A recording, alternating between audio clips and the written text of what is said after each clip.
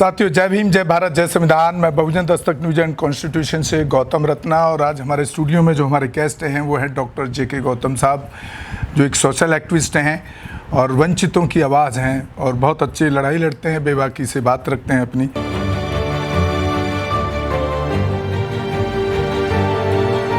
Doctor साहब, अभी कई ऐसी घटनाएं हुई हैं जिसमें सरकार कहीं ना कहीं से निकल जाती है, जैसे अभी प्लेन क्रैश वाला मामला है, या पहलगांव वाला तो हम पहले भी कर चुके हैं। तो ये मतलब इस तरह की जो घटना है, ये आपको नहीं लगता कि जो निजीकरण जो किया गया, जो इस तरह की जो प्लेन वाली जो घटना है, ये कहीं ना कहीं निजीकरण से पहले तो ऐसी कोई बड़ी घटना नहीं है? तो आपको नहीं लगता कि कहीं ना कहीं निजीकरण करना जो है वो देश के लिए घातक रहा है? क्योंकि निजीकरण होने से कई सारी चीज़ें, जैसे स्टाफ की सैलरी कट ऑफ कर दी जाती है, तो वो उतना डेडिकेटिव होकर काम नहीं करता है। इस तरह के बहुत सारे चीज़ें, मतलब ये निजीकरण और प्राइवेट जो सेक्टर को लाया जा रहा है देश के अंदर, और इससे एक ही फ़ायदा हो रहा है इसको कि ये इससे रिजर्वेशन से लोगों को ख़त्म हो रहा है। गवर्नमेंट जो चाहती है, जो मनुवादी और आरएसएस का जो एजेंडा है, देखो आप किस तरह देख रहे हैं इसको? तो आपके चैनल के माध्यम से हम जो एक वो घटना हुई थी, जो प्लेन क्रैश हुआ अहमदाबाद में, उसकी हम बहुत ही निंदा करते हैं। ठीक है, वो नहीं होना चाहिए था, और हमारी संवेदनाएं उन फैमिली के साथ हैं जिन्होंने अपने पूरे परिवार को, अपने बच्चों को 297 लोग, और बहुत सारे परिवार उसमें क्रैश हो गए, जो दोबारा वापस घायल भी हैं, अभी जो एडमिट भी, इंजर्ड भी हैं। हमारी पूरी संवेदनाएं पूरे देश की, पूरे भारत के लोगों की उन परिवारों के साथ में। ईश्वर उनकी आत्मा को शांति दे और उनके परिवार को उसके लिए एक मजबूती दे। ठीक है, एक दुख सहने की शक्ति। सवाल ये है कि ये हादसे क्यों हो रहे हैं, ये ऐसा क्यों हुआ?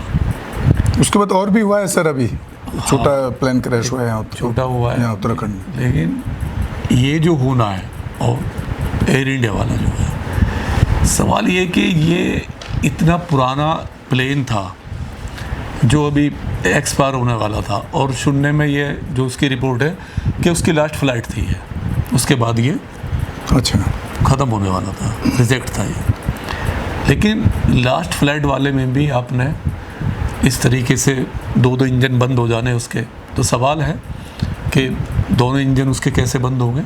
नहीं, जबकि वो एक इंजन हमेशा चालू रहता है। और जिस तरीके से बोइंग कंपनी है जो उसको बनाती है, जो इस विमान का मैन्युफैक्चर कर रही है इतने सालों से, उस कंपनी पे हमेशा एक क्वेश्चन मार्क लगा हुआ है कि इसकी जो क्रेडिबिलिटी है ना, वो ठीक नहीं है इस कंपनी की। इसने जितने भी बोइंग विमान बनाए हैं, इंडिया को सप्लाई किए हैं, कहीं ना कहीं उनमें फॉल्ट रहा है, कहीं लीकेज रहा है, कहीं पे पेट्रोल लीक हो गया, कहीं पे कुछ इंजन फेल हो गया, कहीं पे कुछ हो गया।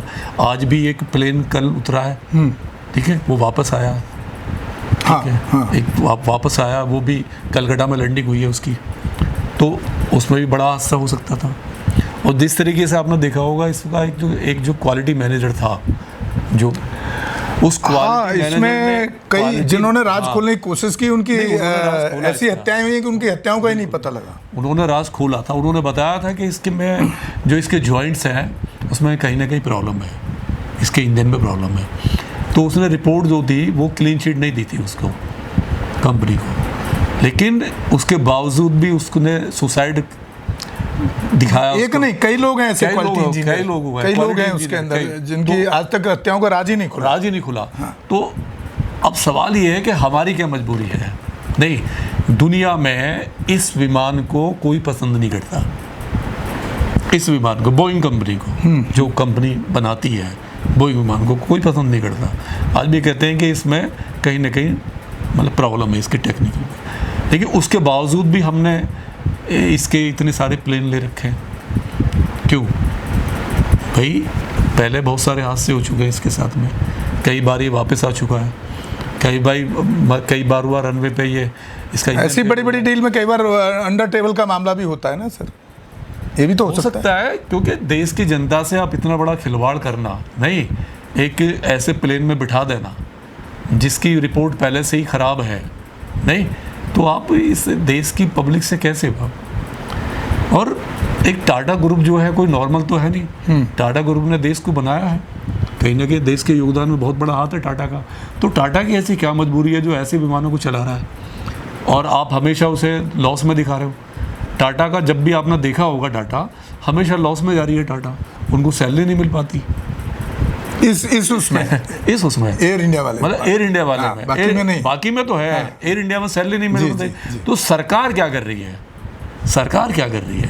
सरकार को तो सामने आके आना चाहिए देश में, नहीं। अच्छा डॉक्टर साहब, मेरे एक सवाल और है, मैं काफी टाइम से सवाल मेरे अंदर गूंज रहा है। हम ये इसकी जांच एक ही एंगल से क्यों हो रही है कि सिर्फ इसमें टेक्निकल फॉल्ट ही हो सकता है, आतंकवाद का हाथ क्यों नहीं हो सकता?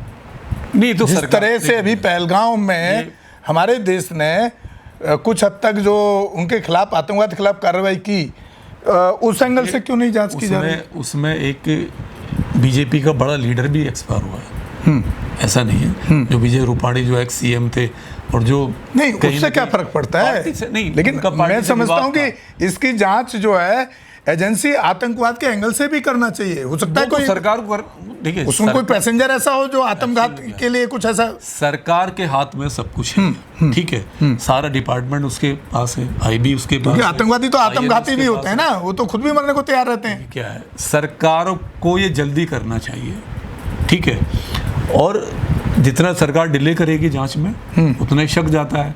और मेरी तो उन परिवार से जो डॉक्टर्स एक्सपायर हुए उसमें जी, जो देश की सेवा करने वाले थे, नहीं, और छोटे छोटे बच्चे थे जो वो तो ट्रेवल भी नहीं कर रहे थे, ट्रेवल भी नहीं कर रहे थे, उसमें उनका क्या दोष था? वो एक खाना खाने आए थे, नहीं, एक टीनेज उम्र थी उनकी, एक नहीं, फर्स्ट ईयर के एमबीबीएस के छात्र थे, कुछ कैंटीन मेंबर थे, लेकिन जिस तरीके से वो एक्सपायर हुए, उनका तो कोई दोष नहीं है। तो इसमें सज़ा जो है, कहीं ना कहीं टाटा ग्रुप को इसमें सज़ा का वो है, प्रावधान होना चाहिए, क्योंकि मुआवजा देकर नहीं छूट सकते आप। देखिए, जो प्लेन में बैठे हुए लोग थे वो आपके 1 करोड़ रुपए के लिए नहीं है, क्योंकि जो बैठा हुआ है वो पहले से करोड़पति है। अगर वो इंग्लैंड जा रहा है तो इंग्लैंड कोई जाना एक नॉर्मल तो है नहीं कोई, कि वो लखपति चला जाएगा इंग्लैंड में, लखपति तो सवाल ही नहीं। इंग्लैंड को वो ही अफोर्ड करेगा जो करोड़पति है, 2-4 करोड़ का 2-4 करोड़ का आदमी है। तो आप करोड़ देके आप उसके परिवार को कोई वो नहीं कर सकते। पनिशमेंट मिलना चाहिए, कहने का मतलब आपका मैं नहीं, इसको पनिशमेंट, जो जिम्मेदार लोग हैं इसको पूरी सील करना चाहिए। इस कंपनी को ना, बोइंग को, इस पे केस होना चाहिए, टाटा पे भी केस होना चाहिए। टाटा पे तो राजद्रोह का केस होना चाहिए, क्योंकि आपने अपने पुराने विमानों को चला रहे हो। उसमें एक रिपोर्ट है कि रिपोर्ट ये है कि जो इसके पार्ट्स हैं बोइंग विमानों के, जो टाटा के पास हैं, इनको खरीदने के लिए भी इनके पास पैसा नहीं है। जो अंदर की रिपोर्ट है, जो चीफ इंजीनियर कहते हैं कि उन्हीं पार्ट्सों को आप रिपेयर करके प्लेन में लगा देते हो, फिर आप उसको उड़ाने के लिए भेज रहे हो। इतनी सारी जानों के साथ। मैं डॉक्टर साहब अभी एयर इंडिया से एक सफ़र किया था वहाँ का, बेंगलोर का।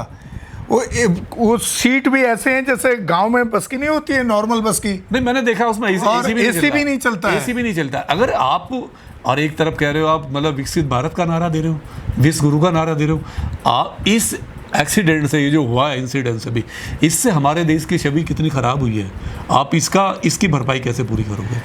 नहीं। अच्छा डॉक्टर साहब, एक सवाल और है मेरा। जब भी कोई इस तरह की घटनाएं होती हैं, जब से ये सरकार आई है, खासतौर से भाजपा संघीय सरकार, हर चीज में धर्म और आस्था को क्यों जोड़ती है? एक बच गया उसमें, तो उसको भी वो धर्म और आस्था से जोड़ के देखा जा रहा है। सीट को लक्की बताया जा रहा है, 11 नंबर सीट को। नहीं, वो ये कहाँ डाइवर्ट करना चाहते हैं? मैं बता दूं, कहाँ ले जाना चाहते हैं? ये जो बोइंग विमान है ना, कोई भी विमान है, और स्पेशल बोइंग विमान जो है, मैंने इसकी रिपोर्ट पढ़ी है, तो इसमें यह है कि इसके जो पार्ट्स है ना, वो अलग अलग डिपार्टमेंट में बनते हैं।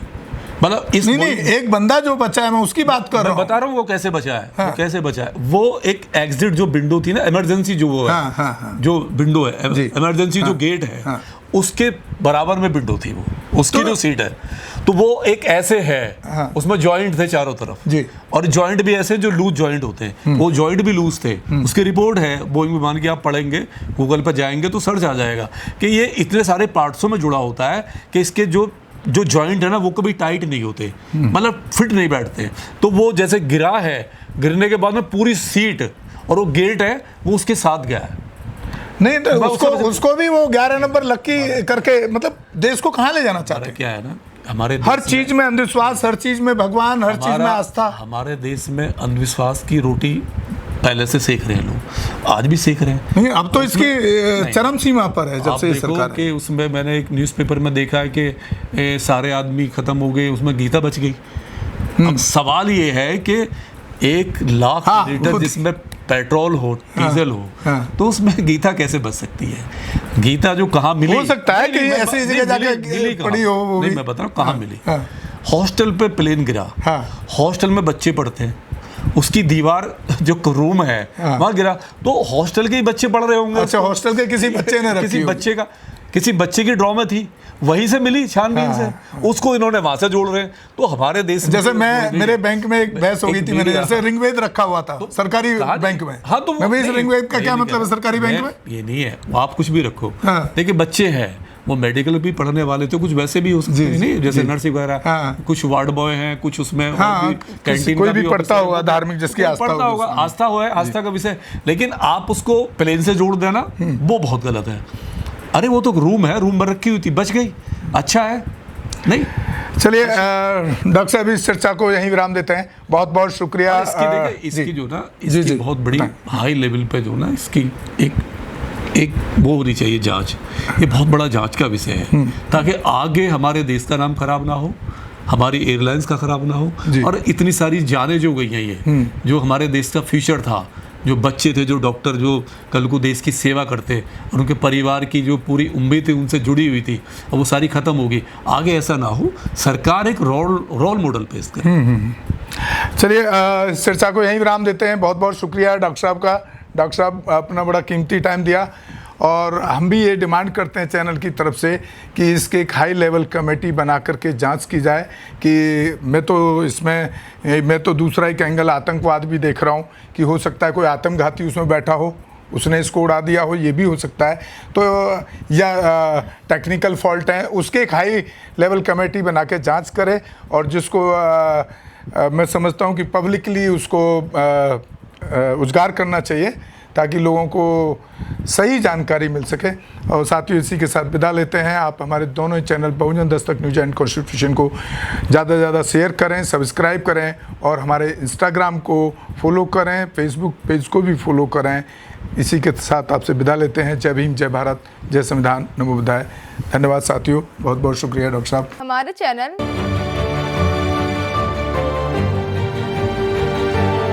लाइक, शेयर, सब्सक्राइब देखना मत भूलिएगा। जय भीम, जय भारत, जय संविधान, नमो बुद्धाय। धन्यवाद। चैनल आर्थिक समस्या से गुजर रहा है।